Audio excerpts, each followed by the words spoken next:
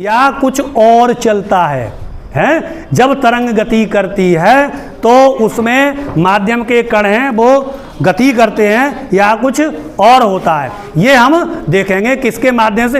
ये जो माचिस की तीली मैंने लगाई है इन्हें आप मानो ये पानी के कण हैं, या हवा है तो हवा के कण हैं, या ठोस है तो स्प्रिंग है मान लो उसके कण हैं, मान लो जो भी है उसके कण मान लो किनको, माचिस की तीलियों को। अब हम तरंग उत्पन्न करेंगे तो हम देखेंगे कि जी माचिस की तीली यहाँ से चलकर यहाँ आ जाएगी क्या, ये देखेंगे। ठीक है, तो अगर माचिस की तीली ये चल करके यहाँ आ गई तो इसका मतलब पानी भी चल रहेगा, है ना।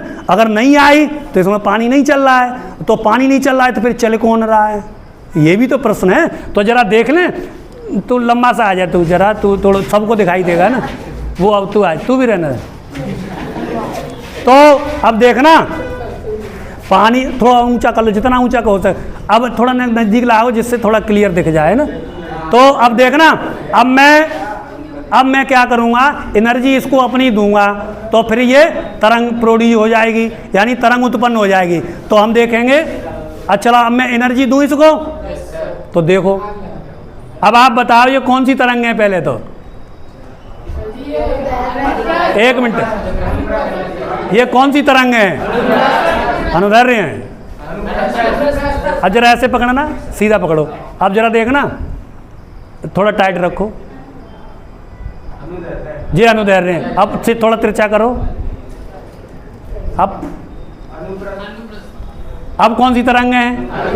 ये अनुप्रस्थ है, सांप की तरह चल रही है, यानी वो केंचुए की तरह चल। तो जब मैं एनर्जी देता हूं, मैंने यहाँ एनर्जी लगाई, तो ये जो माचिस की तीली है तो ये आगे बढ़ रही है क्या, कि अपनी जगह पर ही रह रही है? जरा देखना, आप देखो तो माचिस की तीली अपनी जगह पर ही है कि आगे बढ़ रही है?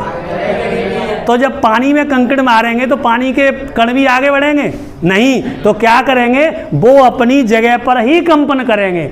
अब कैसे हो, जरा देखना, ये जो माचिस की तीली है ये कंपन किया, मैंने एनर्जी यहाँ लगाई, इसने कंपन किया, ये एनर्जी इसको देगी तो ये कंपन, ये एनर्जी इसको देगी, ऐसे ये क्रम क्या होगा, यहाँ तक चलता चला जाएगा।